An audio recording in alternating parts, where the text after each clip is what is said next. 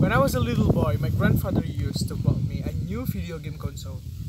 And of course, that video game console comes in English, not Indonesian. And that's why, ever since I was a kid, I become immersed in English, and because I played a lot of games. That's when I started to be interested in English and started to learn it. Until now, I become slightly proficient in it. And that's when I realized that I was a practitioner of multilingualism. But what is multilingualism, you may ask?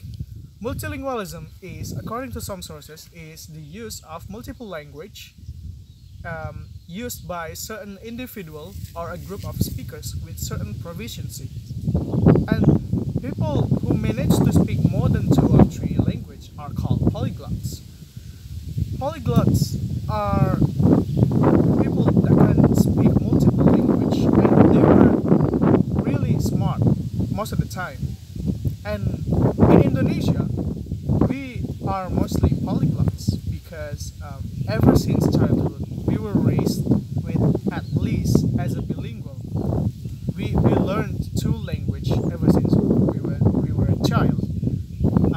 For example, you may have learned Indonesia back when you were a kid, and you acquired another language, which is your ethnic language. Okay, it could be Javanese, it could be Mandarin, it could be Sundanese. That's when you start to become a bilingual. And most of Indonesians are actually polyglots. Why? Because most of the people doesn't stop there. They are still going to learn another language, like English or another ethnic language. Like me, for example, I learned Mandarin ever since I was a kid. I know Japanese. I can speak in English, and I started to learn Swedish right now. So, people who can speak multiple language are actually have many benefits. But I'll go to that later. I want to say about the public view about multilingualism, because learning a new language are often associated with negative connotation. Well, not really, of course. Some people thought that it was a good idea to learn another language in order for us to open ourselves to the world. But to some people, learning a language is considered as a block. They consider it as something that was just a waste of time. They didn't learn. They didn't want to learn it just because a few reasons, like this, for example. They don't have the motivation to do it. They thought that learning a new language is time-consuming and very hard. They couldn't understand a single word in it. But that's not because learning a new language is actually hard. No, it's because how they learned it is wrong. You see, when you learn a new language, you are usually immerse yourself. You have to immerse yourself in the language that you want to learn. For example, for my case, I learned video game. I learned English from video games. I started to know word by word, but I didn't stop there. I improved my learning by reading, watching movies, and listening to songs and podcasts and so on. So that's why I become more proficient in it. And most people who learn in academic schools, I don't want to say they're wrong, but honestly, I think they're doing it not exactly right. Why? Because they based the learning on repetitive word. They do it by memorizing words and based on knowledge-based learning, not practice with practice. No, they just told us to know a few words and then to spell it again.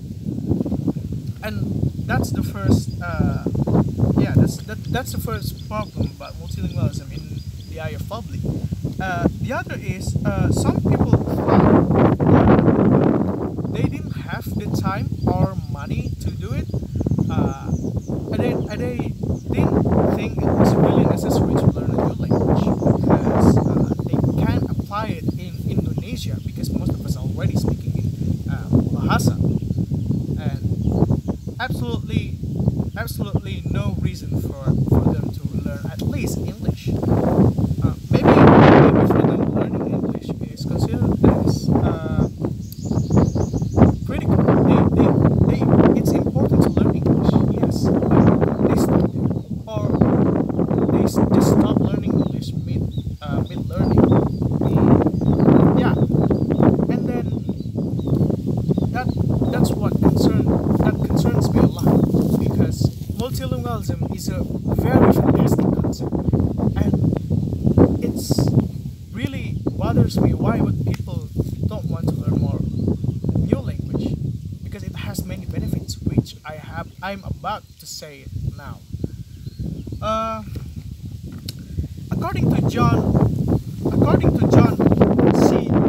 Maher, multilingualism is a social situation involving groups or communities who are able to communicate in more than one language. And according to him, associated with multilingualism is multiculturalism, which is the existence of acceptance of multiple cultural traditions and practice within a community, and the idea of a diverse and inclusive society.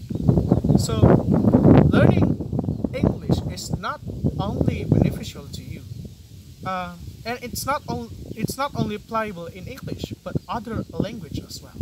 Especially if you want to immerse yourself in a culture that you want to be immersed in, it has the relation to intercultural communication and how you would blend with the culture itself, especially when you move out there and you need to know the people out there.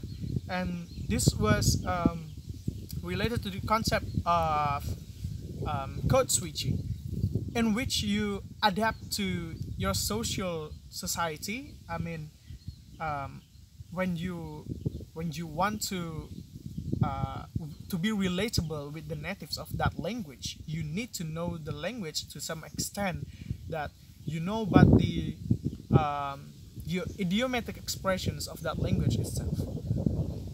And yeah, language has many benefits, especially in this kind of era and in Industrial Revolution 4.0, because most of corporations and the jobs out there are seeking more language, and you can open your eyes. You can open a whole new world, a whole new perspective on language. And I guess that's all